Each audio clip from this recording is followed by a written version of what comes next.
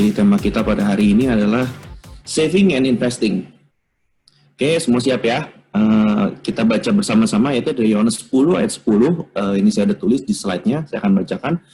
Pencuri datang hanya untuk mencuri dan membunuh dan membinasakan.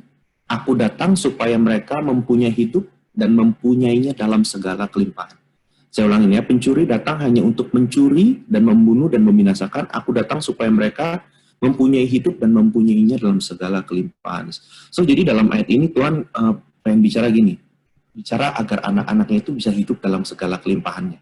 Ya, bukan dari segala kekurangannya, tapi dari segala kelimpahannya. Nah, cuman banyak anak-anak Tuhan sekarang hidup, tapi kita nggak ngerti bahwa sebenarnya Tuhan udah siapin untuk kita punya hidup dalam kelimpahan. Tetapi yang sering terjadi kadang-kadang kita hidup malah dengan segala kekurangannya gitu. Nah, saya mau kasih ilustrasi gini.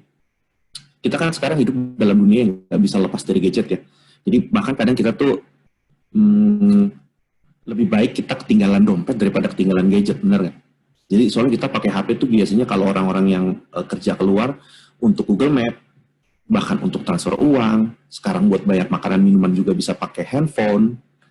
Terus untuk kita koordinasi meeting mungkin lewat WhatsApp group, untuk telepon gitu. Jadi kita perlu banget yang namanya handphone. Jadi udah kayak kebutuhan utama lah. Nah, bisa bayangkan nggak kalau gini? Bisa bayangkan kalau kita punya handphone tapi baterainya bocor. Jadi baru mau pergi keluar rumah, HP-nya udah lowbat.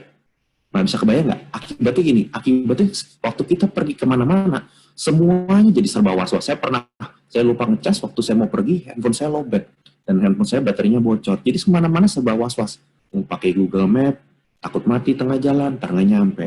Terus nanti kita udah mau pergi, takutnya kita nggak bisa janjian. Pokoknya kalau kita punya perasaan kalau handphone kita mau mati, udah pasti kita kerjain jadi nggak fokus. Yang keluar rumah juga jadi nggak fokus. Pokoknya semua jadi bingung kalau misalnya handphonenya lowbat. Nah, kenapa saya kasih ilustrasi gini? Nah, kadang-kadang kita juga suka hidup dengan posisi, karena kita lagi bahas keuangan siang hari ini, kita suka hidup dengan posisi keuangan yang lowbat gitu. Jadi kita, atau saya bisa sebut survival mode gitu. Jadi kita cukup dari hari ke hari aja gitu. Jadi kalau kita terima uang, terus kita pakai dan akhirnya habis, dan akhirnya sehari-hari kita hidup cuma survival mode aja. Pokoknya asal hidup dari hari ke hari.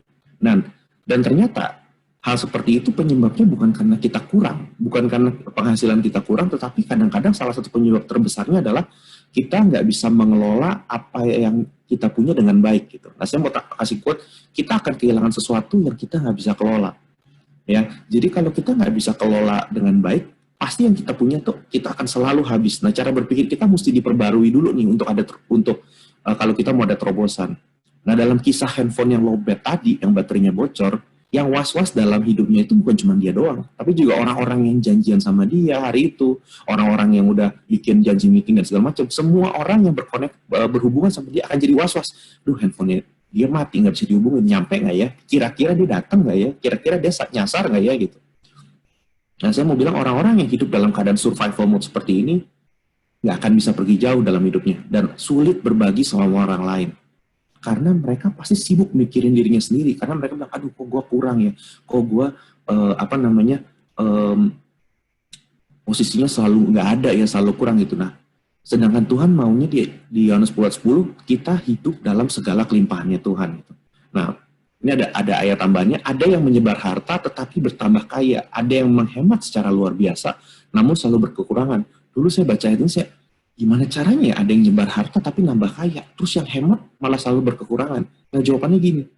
Jawabannya adalah, saya percaya ayat ini bicara juga mengenai pengelolaan. Kalau kita bisa mengelola dengan baik, waktu kita nyebar pun kita nggak akan kekurangan. Tetapi kalau kita nggak bisa ngelola dengan baik, mau hemat seperti apapun, kita akan selalu kekurangan. Kenapa? Karena mungkin waktu kita lagi punya duit, kita nggak pernah belajar nyimpen. Sehingga waktu kita lagi susah, wah kita menghemat deh, ya akan selalu berkekurangan. Karena kita nggak pernah belajar untuk nyimpen. Gitu.